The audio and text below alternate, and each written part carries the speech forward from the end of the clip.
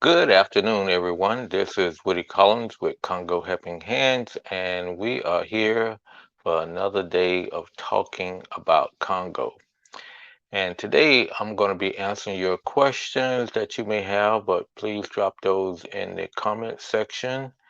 I have not received any comments, so one of the things that I wanted to do in lieu of while I'm waiting on additional comments was to answer some questions about going back to Congo. I had received some questions earlier in the week that now with the vaccinations in getting in place, uh, is there any type of date set? And as the answer to that is no dates have been set. However, I am scheduled to get my uh, first shot next week on Wednesday.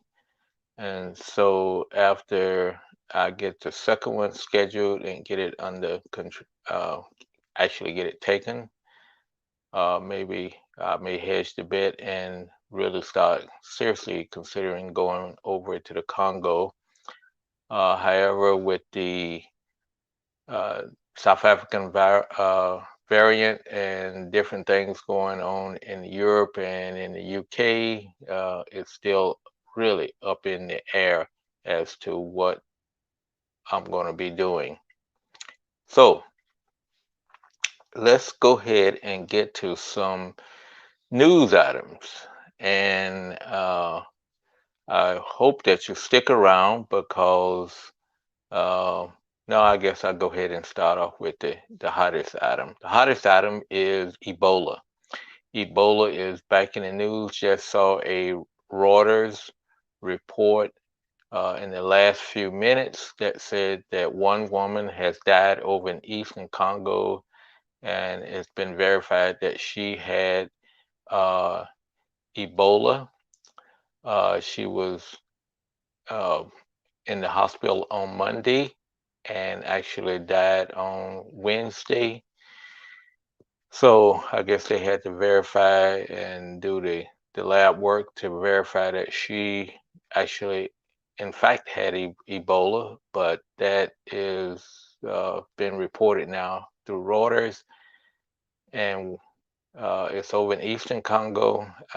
Did not get, had not placed whether it was in one of the previous places where the Ebola uh, took place back in 2018 and 2019 that uh, killed about 2,000 people.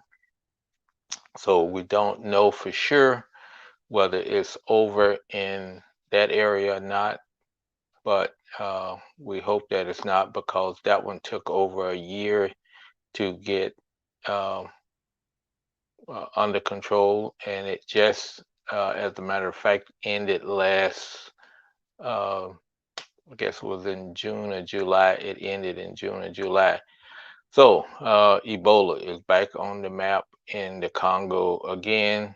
There have been some improvements that the Ebola now has some effective treatments and also vaccinations, and also they have been stockpiling those medicines in, uh, I don't know whether they're in Congo or near the Congo to make sure that they are readily available. So Ebola is back on the map in Congo.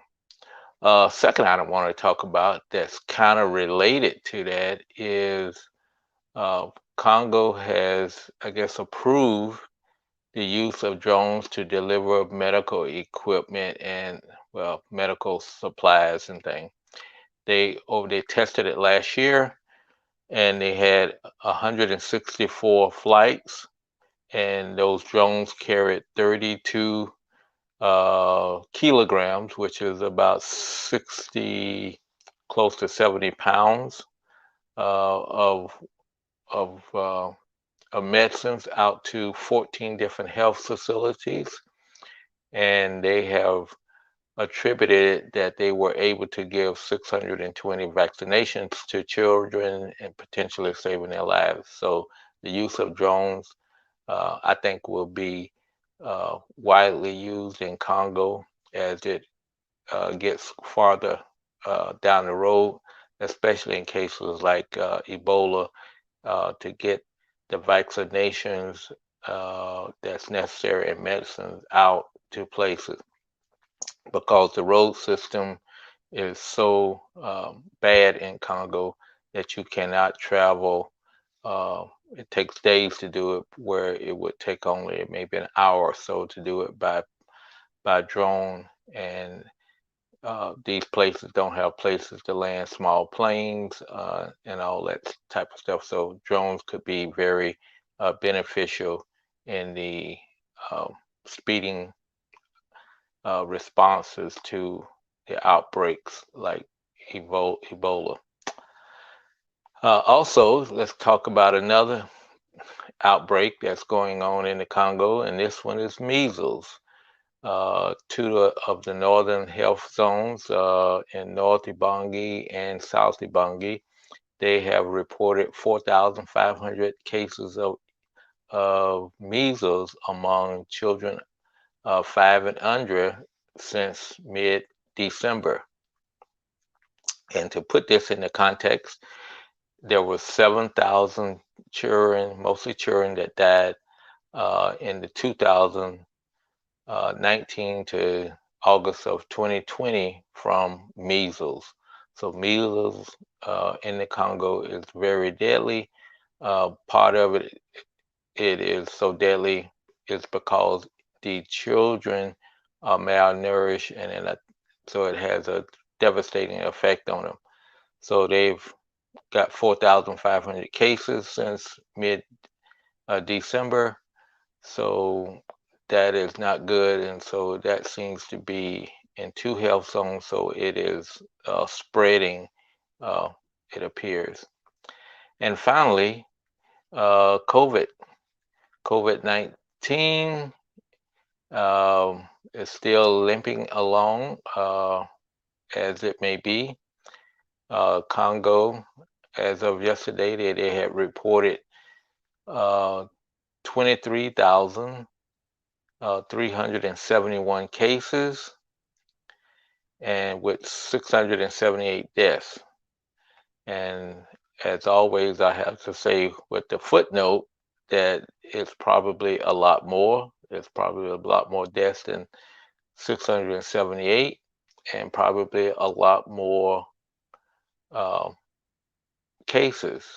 But those are not confirmed cases because the testing program is not uh, as robust in Congo as it is here.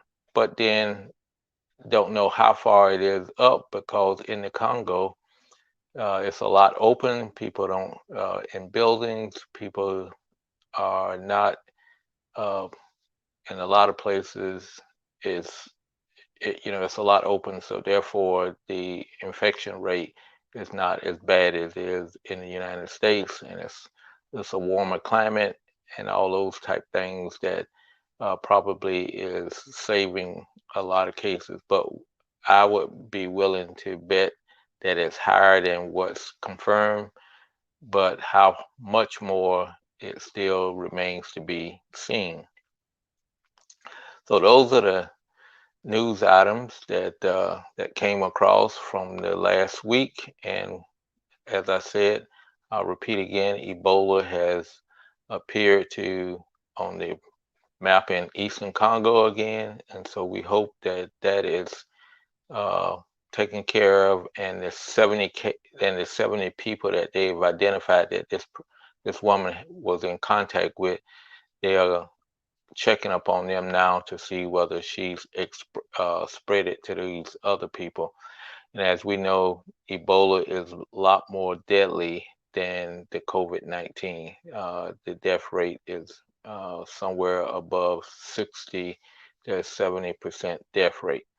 So thank you all again for stopping by to hear about the Congo. And so we will continue talking about the Congo on tomorrow.